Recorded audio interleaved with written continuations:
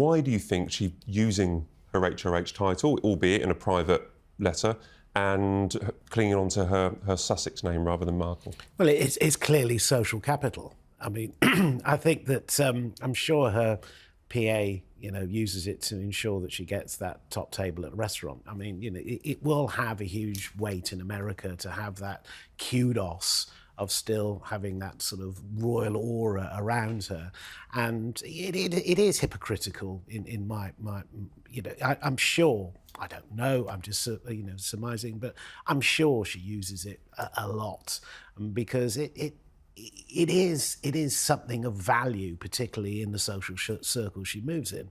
And Katie and I were talking beforehand about this sort of constant question about whether or not the sort of image, the brand, if you want, of sort of Harry and Meghan is still perceived in a totally different way than it is in the Commonwealth, and it probably isn't now. I mean, they've overstayed their welcome. But, on one level, you can't have sort of, tweaked all those emotional sort of triggers and then go back privately to continue doing it.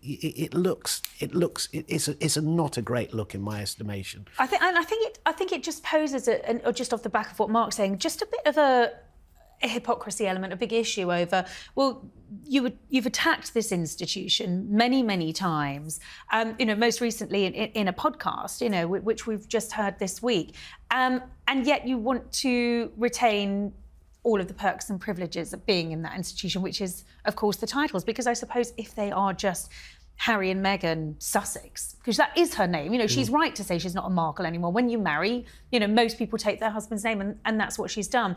But she doesn't need to be using the HRH title. She doesn't really need to be using the Duchess of Sussex. But of course, that sets her aside from, everyone else, including top-list, A-list Hollywood celebrities. I just think that Andrew is, as you say, so toxic. I don't think there is any hope of a rehabilitation for him. He is toxic. There's no way about it. And that, that interview was a disaster. The full stop. I mean, I think I described at the time it was like the equivalent of driving a clown car with a lit cigarette through a firework factory. It was just jaw-droppingly sort of deaf in terms of, and blind in some ways to things around you.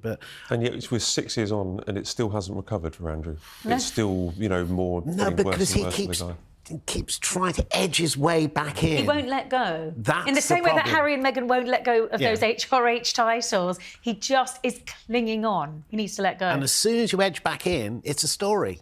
I joined the Prince and Princess of Wales on their wedding anniversary, their 14th wedding anniversary. It wasn't weird. I wasn't in a room next to them with a cup by the wall or anything like that. But well, they were in a very remote lodge, very deliberately. They were in a very remote lodge. As far away from the media as they could get. It was really nice. And I just want to spend a little bit of time discussing some happiness. Because is it just nice to see two people clearly in love, clearly happy, having a whale of a time in a beautiful setting of the Isle of Mull?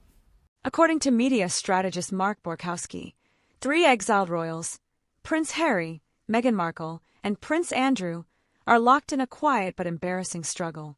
They've been pushed to the sidelines, stripped of duties, rejected by the institution. And yet, they won't let go. They're clinging on to royal identity, desperately holding on to titles, ties, and associations that give them the status they no longer officially deserve. Let's start with the Sussexes. They left the firm. They trashed the monarchy. They signed multi-million-dollar deals to distance themselves from the crown. But they still use their royal titles at every opportunity. From Netflix promos to book tours, the words Duke and Duchess are never far behind. Yeah, it's lovely. And I mean, Matt, correct me if I'm wrong, but I can't remember a time when they've done something public on their wedding anniversary in the past. I mean, they usually choose to celebrate it, understandably, privately. And then when they realise that, this trip fell over their wedding anniversary, apparently they said to their aides, we're happy to go ahead with it. And obviously, getting away together, going to Scotland, which is very significant to them because, of course, it's where they met at St Andrews. It's a place they love. I mean, I'm told that they've been up to Scotland quite a few times while Kate's been, in her period of remission. It's somewhere that's very special to both of them. And they look, well, you were with them, but everything we saw in terms of the footage and the images, they looked so happy together. And it was an important trip for Catherine. It was her first away trip since her cancer diagnosis. Hopefully we're going to see, more of her travelling around the country and possibly even further afield. She looked wonderful, she looked healthy, she looked happy. They looked very, very in love. And I think, when you look at them together, it's a really important image that for the royal family at a time when it's been through a huge amount of flux and turbulence, and we've got a king who's living with cancer. These two are they're the bright hope for the House of Windsor. They're the promise of the future. For me, it was the happiness. It was the kind of joy, the kind of excitement that they bring to the royal family and bring to engagements that some of the other royals... you look at some of the footage of Harry and Meghan, for instance, when they're abroad in Colombia or when they're in Canada or just recently in New York, seem a bit glum, seem a bit down. This couple just bring it every time, bring their A game. We're talking about the way they looked. Princess of Wales I think she had a lighter... a hair highlight, do I call it? Yeah, she looked like she'd had a few highlights put in her hair, and I liked the fact that they were twinning in tweed, and they're very deliberately sort of dressed down, hiking boots on, out in the forest, meeting communities and children benefiting from those communities. It just felt very very authentic and doing the sorts of things that they love to do. And that's exactly what I would say. We talked about the lack of authenticity, the artifice that surrounds Meghan and Harry. Here we have what I feel about it. They feel like they're in control. They feel that there is a balance. Mark Borkowski calls it what it is: strategic hypocrisy. Meghan and Harry want all the perks of royalty without any of the responsibility. Then there's Prince Andrew. After the Epstein scandal, his public image is radioactive. Yet he continues to live like a senior royal, protected by palaces, security, and royal protocol. He shows up at events, reportedly wants a return to public life, and still refers to his royal heritage. According to Borkowski, Andrew's refusal to fade quietly into the background shows just how addicted he is to the power and prestige of his royal birthright. All three of them, Harry, Meghan, and Andrew, have one thing in common. They've lost the function of royalty, but refuse to give up the status. Between what they have to do and how they want to sort of ensure that their life, particularly for their family, is as real and as possible. So it felt honest if you're talking. It felt honest if you're talking about it, and I think that's what sort of comes out from this, and this is where people really connect with something now, particularly under the glare of modern media, that we can actually immediately feel there is something real about something. Where you look at this, you think, well, what's a game? What's the game the others are playing?